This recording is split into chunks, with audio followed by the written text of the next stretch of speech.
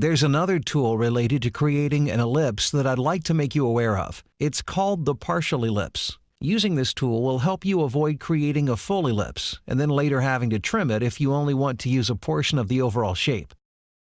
Sketching a partial ellipse starts with clicking to define its center, clicking again to define one of the axes, and clicking a third time to begin sketching the shape itself. Once you start sketching the shape, you just drag your pointer and click again to complete the partial ellipse. If this seems complicated, it is. In fact, the partial ellipse and the parabola, which we'll take a look at next, are the most difficult sketch tools to get used to. Let's go over the partial ellipse one more time. Click to mark the center, click to establish one of the axes, and click again to start the ellipse. Drag out the pointer to draw the shape you want to end up with. Defining the partial ellipse can be accomplished just like the regular ellipse. Use a center line to keep the partial ellipse from spinning, and a couple of dimensions to control the size.